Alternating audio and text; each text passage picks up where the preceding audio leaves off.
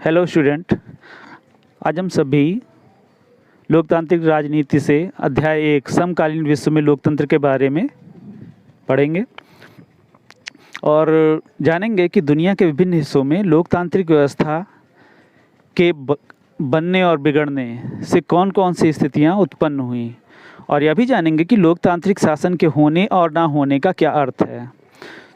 तो जैसा कि लेसन का नाम है समकालीन विश्व में लोकतंत्र, तो लोकतंत्र क्या है? लोकतंत्र एक शासन प्रणाली है। ऐसी शासन प्रणाली जिसमें जनता प्रत्यक्ष रूप से भाग लेती है उसे जो है लोकतांत्रिक शासन प्रणाली कहा जाता है। तो यहाँ पर दो देशों के उदाहरण दिए गए हैं। पहला उदाहरण है चिली का। चिली दक्षिण अमेरिका में स्थित एक देश है और वहाँ का घटनाक्रम दिया है कि 11 सितंबर 1973 को चिली के राष्ट्रपति अयोदे की सरकार का उन्हीं की सेना ने तख्ता पलट कर दिया। तख्ता पलट यानी उनको राष्ट्रपति पद से हटा दिया, और जिसकी अगुवाई जनरल आगस्तो पिनोशे ने किया था। जनरल आगस्तो पिनोशे के अधीन सेना थी, सेना प्रमुख थे, तो जाहिर सी बात है सैन्य शक्ति उनके हाथ में थी। तो उन्होंने क्या किया? उन्होंने जो है सेना के बल के द्वारा राष्ट्रपति अयोदे को हटा दिया। और तख्ता पलट के बाद जनरल आगस्तो पिनोशे चिली के राष्ट्रपति बन गए। और तख्ता पलट किस प्रकार किया गया है, ये घटनाक्रम दिया गया है कि जो है फौज ने राष्ट्रपति अयोदे के निवास स्थान को घेर लिया था, बम बरसाए, और जिस फौजी हमले में राष्ट्रपति अयोदे की मौत हो गई थी। ठीक है। और जो ये तख्ता पलट हुआ था इसमें जो सेना थी और उसके जनरल आगस्तो पिनोशे, तो इनको जो समर्थन दिया था वो कार्य किया था अमेरिका ने। यानी अमेरिका ने जो है जनरल आगस्तो पिनोशे और उनकी सेना को सहायता प्रदान की थी। तो पूरा घटनाक्रम ये था कि 11 सितंबर 1973 को चिली के राष्ट्रपति अयोदे की सरकार को उनकी सेना ने तख्ता पलट करके गद्दी से हटा दिया। जनरल आगस्तो पिनोशे चिली के राष्ट्रपति बन गए। अब तख्ता पलट के लिए सैन्य शासकों को अमेरिका का साथ मिला था, लेकिन अमेरिका की सरकार जो है, कारण ये था कि अमेरिका की सरकार अयोदे के शासन से खुश नहीं थी। ठीक है। अब जब राष्ट्रपति आगस्तो पिनोशे राष्ट्रपति बन गए तो पिनोशे ने जो है अयोदे सरकार के जो समर्थक थे, पिछली सरकार के जो समर्थक थे और लोकतंत्र की मांग करने वाले जो लोग थे, उन्होंने उनका दमन करना प्रारंभ कर दिया, उनकी हत्या करानी शुरू कर दी। और जितने भी फौजी अधिकारी उस समय जो सेना के अधिकारी थे और जो राष्ट्रपति अयोदे के समर्थक थे, तो जिन्होंने जो है तख्ता पलट में शामिल होने से इनकार कर दिया था, जिन सैन्य अधिकारियों ने, उनकी हत्या करा दी गई। और उन्हीं में से एक थी चिली के वायुसेना के प्रमुख जनरल अल्बर्टो बैशेले और उनकी पत्नी और साथ में उनकी बेटी। उनको जो है जेल में डाल दिया गया, जेल में डालकर प्रताड़ित किया गया। अब चिली में लोकतंत्र की वापसी कैसे हुई, ये घटनाक्रम दिया है कि 17 वर्ष के शासन के बाद पिनोशे का सैनिक शासन 1988 में समाप्त हो गया। जब उन्होंने जनमत संग्रह कराने का फैसला लिया तो लोगों ने उनके सैन्य शासन को नकार दिया। जनमत संग्रह क्या होता है? जनमत संग्रह एक मताधिकार के द्वारा, ठीक है, जनता की इच्छा पूछी जाती है। प्रत्यक्ष रूप से किसी निर्धारित स्थान पर जनता जाती है, अपना मत देती है, ठीक है, जिसको मताधिकार कहा जाता है। तो जब मताधिकार का प्रयोग करके जनता अपना शासन चुनती है या जनता अपना फैसला देती है तो उसको जनमत कहा जाता है। तो 17 वर्ष के बाद जब चिली में जनमत कराया गया तो वहाँ की जनता ने पिनोशे की सरकार को नकार दिया, ठीक है, और उसके बाद वहाँ से सैन्य शासन का अंत कर दिया गया। और सैन्य शासन के अंत के बाद जनरल बैशेले जो वायुसेना प्रमुख थे, जिनको जो है आगस्तो पिनोशे ने जो है कैद कर लिया था, और उनकी बेटी को, तो उन्हीं की बेटी थी, ठीक है, मिशेल बैशेले, ये चिली की राष्ट्रपति चुनी गई।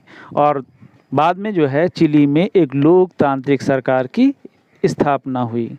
अब लोकतांत्रिक सरकार द्वारा कराए गए जांच में पाया गया कि पिनोशे सरकार केवल क्रूर ही नहीं थी, उसने जो है बहुत सा भ्रष्टाचार किया था, यानी बहुत से अनैतिक तरीके अपनाए थे। दूसरा घटनाक्रम है पोलैंड का। 1980 में पोलैंड में जारूजेल्स्की के नेतृत्व में पोलिश यूनाइटेड वर्कर्स पार्टी का शासन था, जो मजदूर वर्ग के नाम पर शासन चला रहा था। और जो पोलिश पार्टी थी, यानी पोलिश यूनाइटेड वर्कर पार्टी जो थी, वह उन साम्यवादी दलों में से एक थी जो तब पूर्वी यूरोप के अनेक देशों पर शासन करते थे। अब साम्यवादी शासन क्या है? साम्यवादी शासन प्रणाली वो शासन प्रणाली है जिसमें उत्पादन के साधनों पर, ठीक है, सरकार का आधिपत्य होता है। तो जो साम्यवादी शासन प्रणाली है उसमें जो है, जो देश अपनाते हैं उसमें किसी अन्य राजनीतिक दलों को राजनीति में भाग लेने की अनुमति नहीं होती है। एक ही वहाँ का प्रमुख जो है, एक ही प्रमुख पार्टी होती है और वही सरकार बनाती है। फॉर एग्जांपल चाइना में जो है साम्यवादी शासन प्रणाली है। इसके अलावा जो है कह सकते हैं रसिया, ठीक है। तो अब लोग जो है साम्यवादी शासन या अधिकारियों का चुनाव अपनी इच्छा से नहीं कर सकते थे, ठीक है, जिसके परिणाम स्वरूप यानी जो साम्यवादी पार्टी जिनको उम्मीदवार उतारती थी, जनता को चाहते हुए न चाहते हुए भी उन्हीं को अपना मत देना होता था, ठीक है। और जो नेताओं या पार्टी या सरकार के खिलाफ आवाज़ उठाते थे उनको जेल में डाल दिया जाता था, ठीक है। तो पोलैंड की सरकार को एक बड़े साम्यवादी देश सोवियत संघ, बाद में विखंडन होकर रूस बन गया, अभी मैंने पहले चर्चा की थी कि साम्यवादी देश है, तो सोवियत संघ का उसे जो है समर्थन हासिल था और वह जो है इस पर नियंत्रण भी करता था, यानी पोलैंड पर रशिया का प्रभुत्व था। तो उसी समय जो है वहाँ पर मजदूरों ने एक जो है कारखाने में मजदूरों ने हड़ताल कर दी और लोकतंत्र की वहाँ बहाली कैसे हुई, घटनाक्रम दिया गया है कि वहाँ पर एक कारखाना था, लेनिन जहाज कारखाना, वहाँ के मजदूरों ने हड़ताल कर दी और जिसका नेतृत्व लेक वालेशा ने किया था, जो पेशे से इलेक्ट्रीशियन था और बाद में उसे पोलैंड का राष्ट्रपति चुना गया।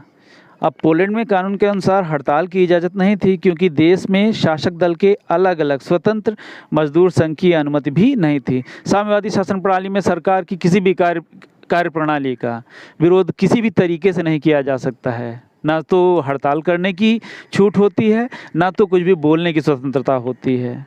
तो परिणाम स्वरूप जो है उस समय पोलैंड में ऐसा था कि जो है मज़दूरों को हड़ताल करने का अधिकार नहीं था, लेकिन लेनिन जहाज कारखाना के मज़दूर ने हड़ताल कर दिया।